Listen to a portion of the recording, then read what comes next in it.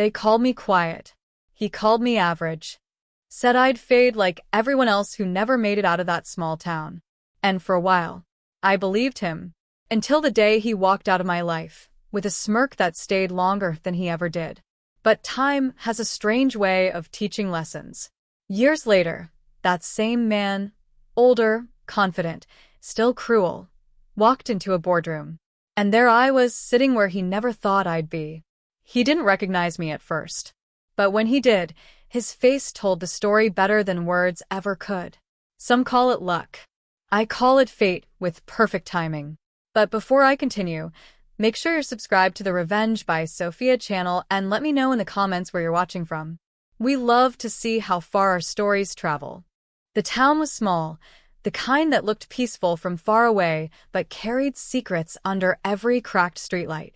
Maya lived at the edge of it, in a weather-beaten house where the windows always whistled when the wind passed. Every morning, she walked the same road to school, clutching her old notebook to her chest like it held her dreams inside. She wasn't the loudest.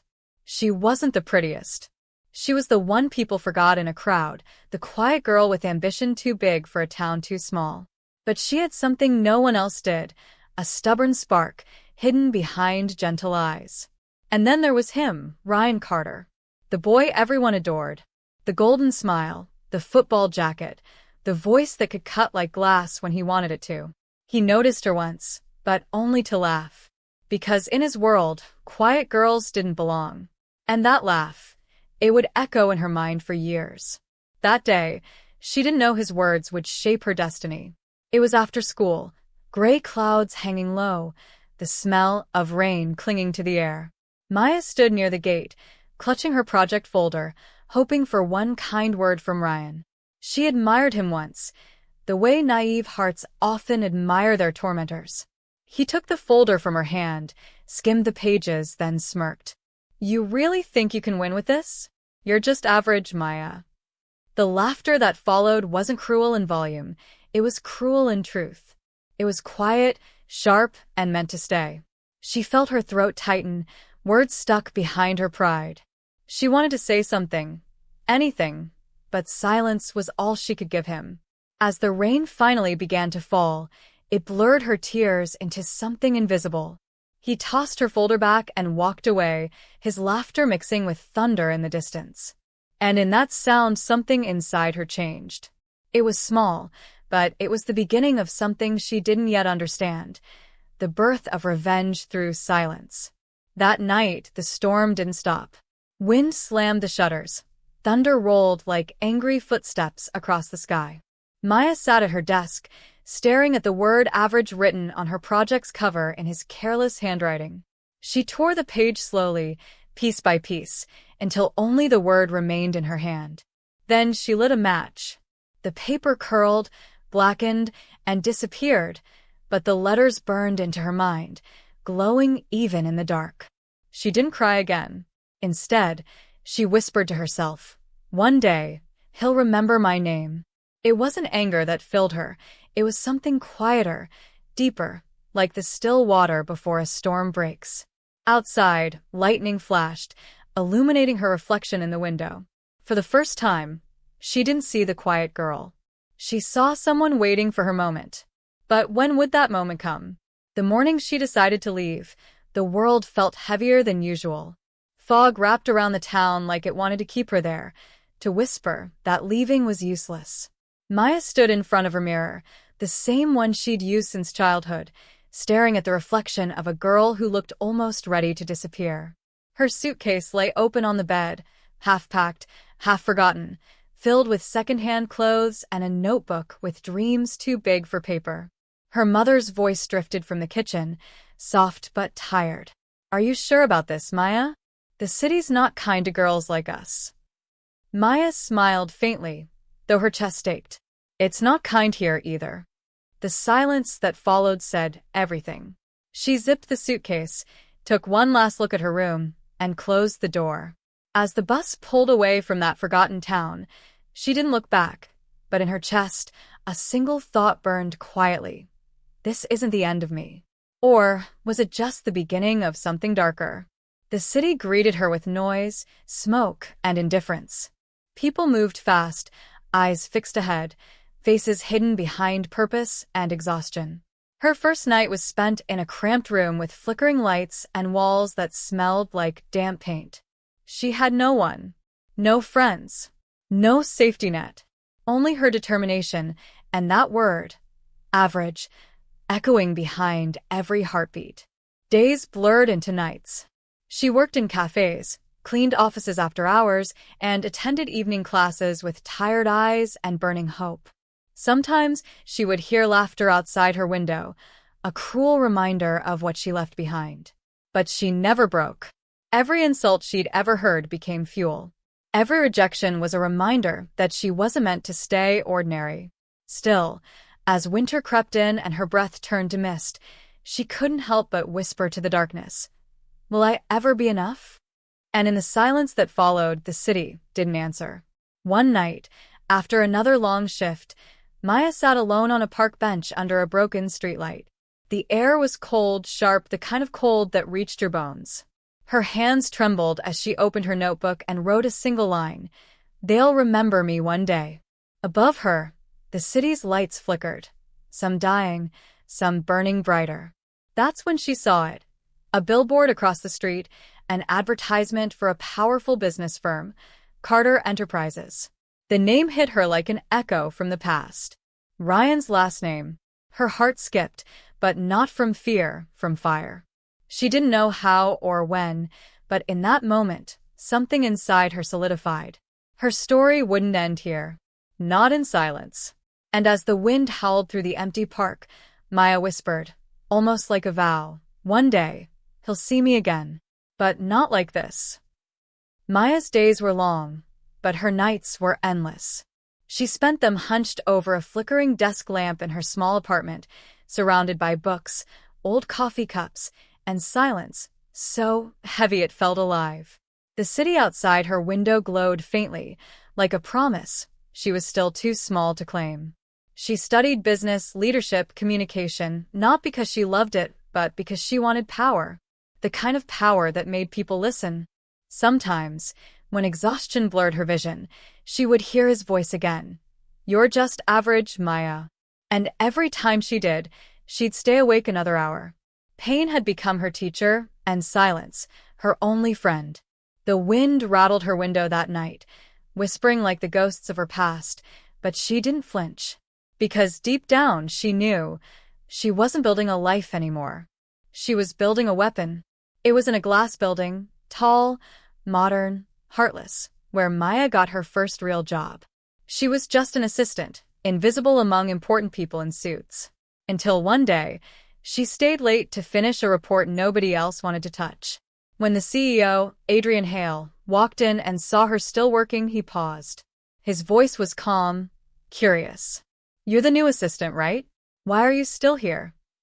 Maya looked up, startled, unsure how to answer. "Someone had to finish it," she said softly. He smiled, a slow, knowing smile. "Then you're not like the rest." That moment felt small, but it planted a seed. Someone finally saw her. He began to trust her, guide her, challenge her. For the first time, Maya didn't just survive, she grew. But with every new step she took upward, the shadow of her past followed quietly behind. And sometimes she wondered what would happen when that shadow turned around and faced her. Months turned into years. Maya's confidence grew sharper, her name whispered in meetings where it never used to belong. Adrian promoted her, once, then twice, until she was no longer the girl doing the work in silence, but the woman others looked to for answers. Still, she never bragged, never forgot. Her success was quiet, steady, like a storm forming far from land. One night, as she left the office, she passed her reflection in the glass doors. She stopped. The woman looking back wasn't the same girl who once trembled in the rain. Her eyes were colder now, not cruel, but guarded. And just as she turned away, her phone buzzed with an email. A new partnership proposal. The name at the top froze her in place. Carter Enterprises. The world seemed to go still. Even her own heartbeat felt louder than the city's hum. He was back in her life, though he didn't know it yet. And she smiled faintly, whispering to herself, "Fate doesn't forget." The conference room was bright, glass walls, shining floors, city lights stretching endlessly below. Maya sat across a long table, reviewing files, her expression calm and unreadable. Her assistant handed her the final document for tomorrow's business partnership. "The company's CEO will arrive in the morning," the assistant said cheerfully. "Carter Enterprises." They seem confident. The name froze her for a second. The paper slipped slightly from her fingers. Carter. It was such a common name, but the air around her felt suddenly colder, heavier. Memories she had buried years ago clawed their way back. The rain, the laughter, the word average. She forced a smile, signing the paper with a steady hand. "Schedule the meeting," she said softly. But inside, her heartbeat whispered something else. Is it really him? And if it is, what will I do when I see his face again? The next morning, the building buzzed with polite conversation and the hum of business. Maya stood near the boardroom window, hands folded, mask of professionalism flawless. The door opened, voices, footsteps, and then she heard it. That voice. Confident, smooth, and just as she remembered. "Pleasure to finally meet you all. Ryan Carter, CEO of Carter Enterprises." She didn't turn right away. She let him speak, let him charm, let his arrogance fill the room like it used to fill hallways back then. Then calmly she turned. Their eyes met. His words faltered for a fraction of a second, a tiny crack in his perfect presentation. He blinked, confused, staring at her as if trying to place a ghost. She smiled, polite, measured. "Welcome, Mr. Carter." And in that moment, she knew he didn't recognize her, not yet. But he would. Oh, he would. The meeting ended with handshakes and polite applause. Ryan lingered, eager to make conversation. "You seem familiar," he said, laughing nervously. "Have we met before?" Maya tilted her head, pretending to think. "Maybe in another life," she said softly. "One where things were simpler." He smiled, still oblivious, and handed her his business card. "Then maybe this life gives us another chance."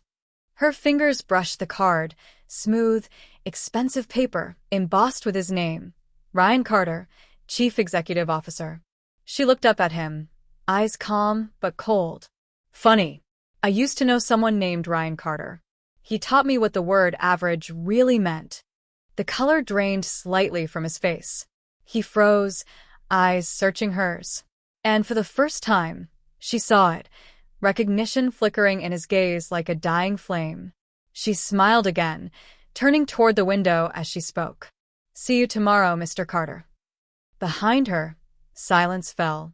Heavy, uneasy. Because for the first time in years, the man who once laughed at her didn't know whether to run or stay. The next morning came with heavy clouds and the low growl of thunder, fitting for the day the tables would turn. Ryan arrived early, adjusting his cufflinks, his reflection smirking back at him in the elevator mirror. He rehearsed his charm, ready to impress the partners and maybe the mysterious woman who had unsettled him yesterday. But as the elevator doors opened to the 24th floor, the atmosphere felt different. Everyone moved carefully, speaking in low, respectful tones. In the boardroom, Maya sat at the head of the table, confident, composed, a quiet force. Ryan took the seat opposite her, trying to steady his voice. "Good to see you again," he said, forcing a smile. She returned it, faint, unreadable. "Likewise. Let's begin, shall we?" Her calm authority filled the room like a storm no one could predict. And for the first time, Ryan felt something strange, a flicker of discomfort.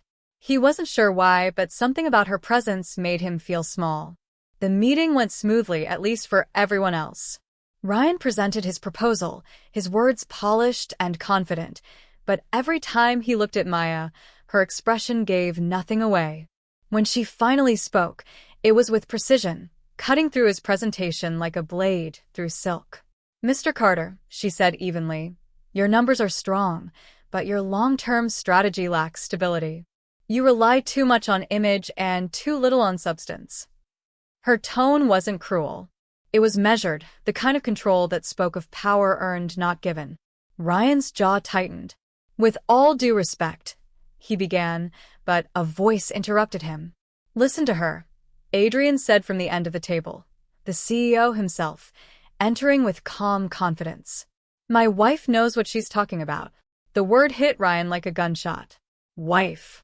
He turned, slowly, disbelief freezing his blood. Adrian Hale, the man he'd been desperate to impress, walked over and placed a gentle hand on Maya's shoulder.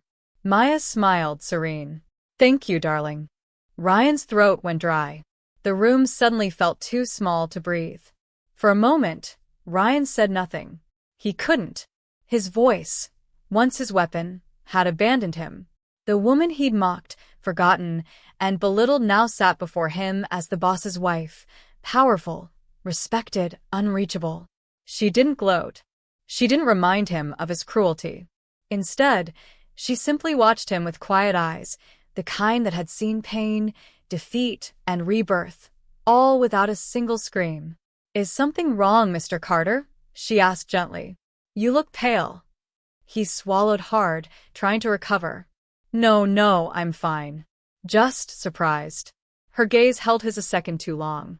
"We all are, sometimes." The meeting continued, but for Ryan, the words blurred. He could barely hear over the sound of his own regret. And when it finally ended, Maya's voice lingered in his mind, calm, confident, unshaken. The same girl he once called average had just crushed him, without even raising her voice. But deep down, Ryan wondered, was this all just coincidence? Or had fate planned this moment for years? Days passed after the meeting, but the tension between Maya and Ryan only grew heavier. Every time their paths crossed in the office corridors, Ryan felt her gaze, polite, professional, but sharp enough to make his pulse quicken. She never said anything cruel, never hinted at their past, but something in her silence spoke volumes. She would ask pointed questions during his presentations, catching every weak point, every flaw he thought no one else would notice. Her voice was soft, but each word carried weight, like a quiet judgment wrapped in silk. Sometimes, when he looked at her, he caught her studying him with calm interest, the way one observes a puzzle already solved. She didn't want to destroy him. She wanted him to see himself, to understand what it felt like to be small, unseen, average. And in that mirror of irony, Ryan's confidence began to crack. But Maya wasn't done yet. Not even close. One afternoon, they found themselves alone in the boardroom after a long strategy session. Rain tapped softly against the windows, steady, hypnotic. Ryan gathered his papers in silence, trying to ignore the weight in the air. Maya spoke without looking at him.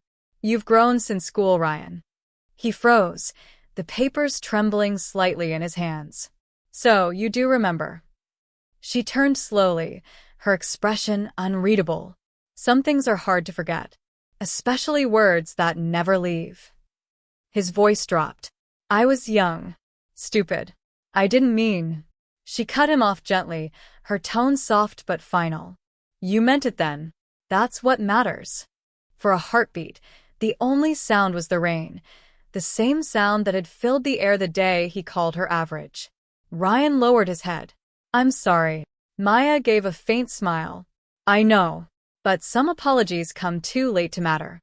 Then she walked past him, her heels echoing in the hollow room, each step like the tick of a clock counting down to his undoing. And Ryan stood there, realizing that some ghosts don't haunt you, they simply watch you unravel. Over the next few weeks, Ryan tried to fix what couldn't be fixed. He became quieter in meetings, more cautious with his words. The once confident man now second-guessed everything he said. Maya remained steady, professional, distant, perfectly polite. But beneath that calm surface was a storm he could feel but never see. One evening, after a late board review, Ryan waited by the elevator. Maya stepped in beside him. The silence between them was thick, heavy with unspoken truth. As the elevator descended, the lights flickered briefly, just enough for their reflections to blur in the mirrored walls. Ryan spoke softly. "You really became someone, Maya." She glanced at him, her tone almost kind. No, Ryan. I just stopped believing what you said I was. The doors opened. She stepped out, leaving him alone in the elevator, staring at the ghost of his own arrogance. And in that moment, Ryan finally understood. Revenge doesn't always come with fire and fury. Sometimes, it wears heels and walks away in silence. The following months were not kind to Ryan. His once bright confidence dimmed like a candle burning to the end of its wick. In meetings, his voice trembled where it once commanded attention. He forgot details, missed deadlines, and stumbled over sentences he used to deliver with ease. Colleagues whispered, the same kind of whispers that once followed Maya in that small-town hallway. And every time he glanced across the table, Maya was there, calm, focused, her every word precise. She didn't humiliate him. She didn't need to. Her silence was enough. He began to dread her presence, the faint sound of her heels on the floor, the soft way she asked, "Any updates, Mr. Carter?" Each word felt like a thread pulling apart the seams of his pride. He couldn't tell if she was punishing him or if fate itself was. Either way, the fall had begun. The project Ryan had been leading, his last shot at redemption, began to fall apart. Suppliers backed out. Deadlines slipped. Errors multiplied like shadows. Late one night, alone in his office, Ryan sat staring at the glowing computer screen that displayed every mistake in red. His reflection in the monitor looked hollow, eyes sunken, face pale, suit wrinkled. When the door opened behind him, he didn't even turn. He already knew it was her. Maya's voice was quiet. "You're overworked." He laughed bitterly. "No. Just tired of losing." She stepped closer, her reflection appearing beside his in the glass. "You used to say some people are born to lose," she murmured. "Maybe it's not about birth. Maybe it's about what we choose to believe." Ryan closed his eyes. "You really haven't forgotten, have you?" Maya smiled faintly. "Forgetting isn't justice." Then she left, leaving the scent of her perfume and the echo of her words behind, haunting, unshakable. Outside, thunder rolled again, just like it had the night he broke her spirit. Only now the storm was his. Weeks later, the board meeting was held to review the project's performance. Ryan stood before a row of executives, sweat beading at his temple as he tried to explain the failure. His voice cracked. His numbers didn't add up. His excuses sounded hollow. When the silence fell, it was Maya who spoke. Calmly, clearly. "We appreciate your efforts, Mr. Carter, but I think we all know when a leader has reached his limit." Her words weren't cruel, they were final. Adrian nodded slowly, disappointed. "You've done what you could, Ryan. But it's time we move in a different direction." Ryan nodded weakly, forcing a professional smile, but inside, something shattered. He gathered his papers and left the room without looking back. But as he reached the door, Maya's voice stopped him. "Good luck," she said softly. "You'll find your place again someday." He turned, meeting her eyes that no longer held pain or anger, only calm victory. And for the first time, he understood what real power looked like. It wasn't loud. It didn't boast. It simply existed, in silence, in grace, in the woman he once called average. It was late, the kind of late where the building feels haunted by its own silence. The office lights hummed faintly, casting long shadows across the marble floor. Ryan stood outside Maya's office, hand hovering over the door, unsure if he should knock or just leave and disappear for good. But the weight in his chest demanded answers, the kind that don't go away with time. He finally pushed the door open. Maya was there alone, her desk lit by a single lamp. She looked up, unsurprised, as if she'd been expecting him all along. "Mr. Carter," she said evenly. "It's late." Her calm tone only made his voice tremble more. "I just needed to talk." The clock ticked quietly behind them, slow, patient. And as he stepped closer, he realized something terrifying. It wasn't her power that scared him. It was her peace. Ryan took a deep breath, forcing the words out. "Was this your plan? From the start? To destroy me?" Maya leaned back in her chair, studying him, not cruelly, but with a kind of weary understanding. "Destroy you," she repeated softly. No, Ryan. You did that yourself. He frowned, frustration cracking through his composure. You could have humiliated me, but you didn't. You could have told everyone who I was to you. Why didn't you? She smiled faintly, the kind of smile that carries both victory and sorrow. Because I didn't need to. The universe is far more creative than I am.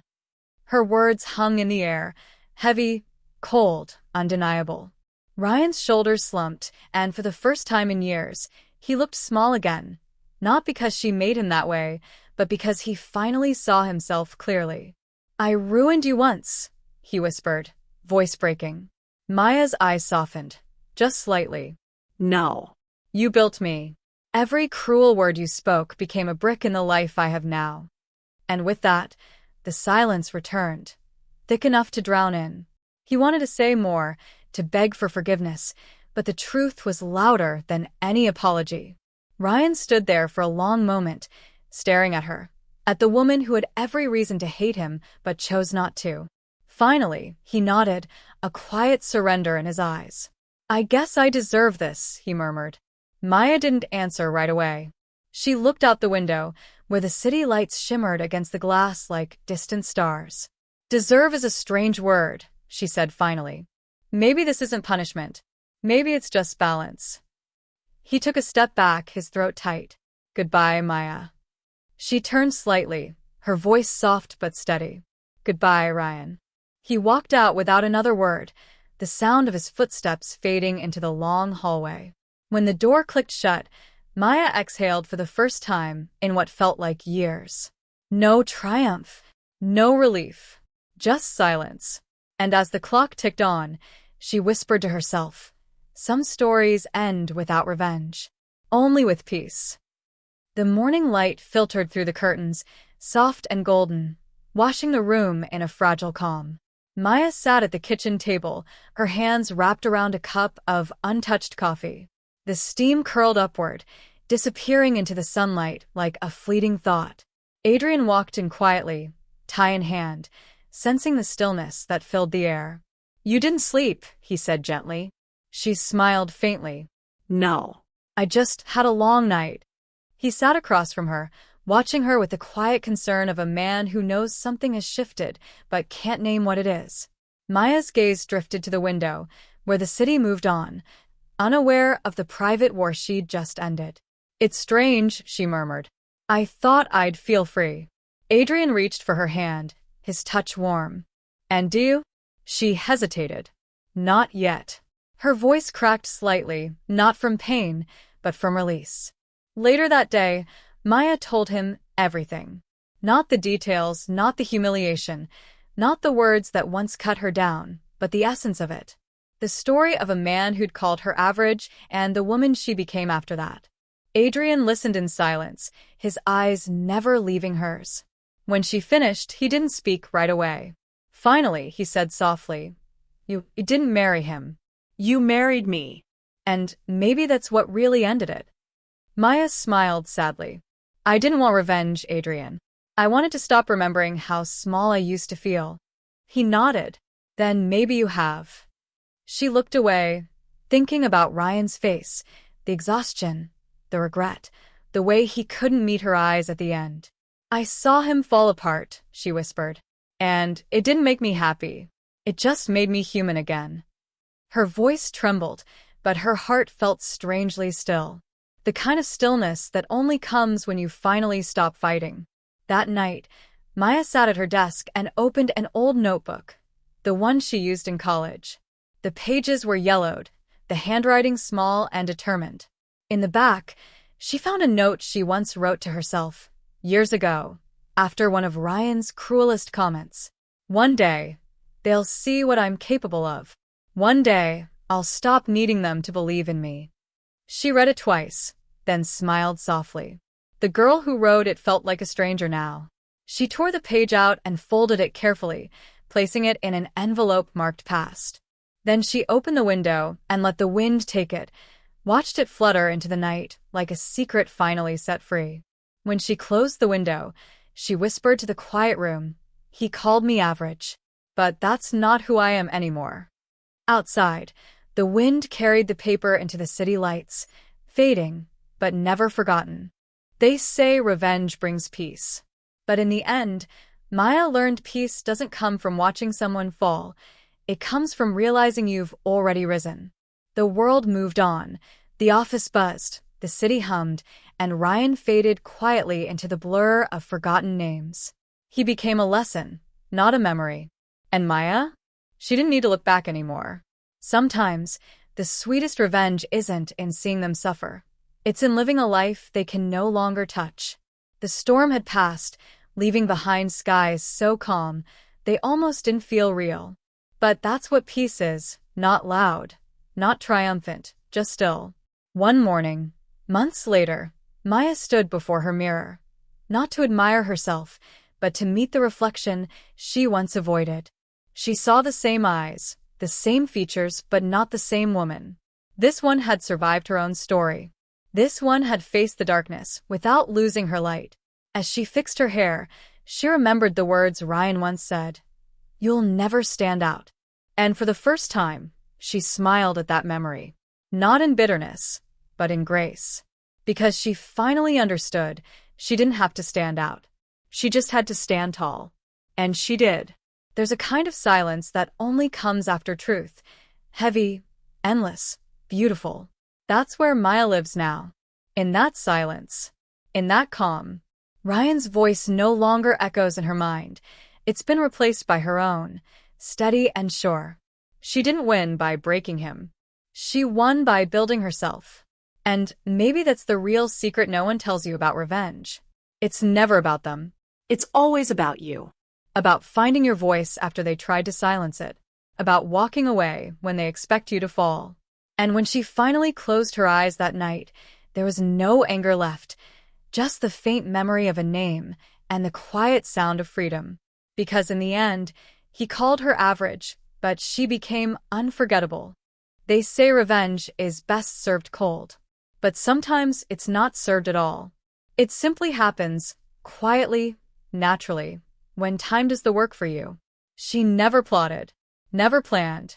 She just rose while he stayed still. And in that stillness, his own words haunted him louder than any punishment could. There's a kind of beauty in poetic justice when the one you underestimated becomes the mirror of your mistakes. She never needed his validation. All she needed was to prove to herself that average was just a word. And some words lose their power the moment you outgrow them. Because true revenge isn't in what you take back. It's in what you become after they stop believing in you.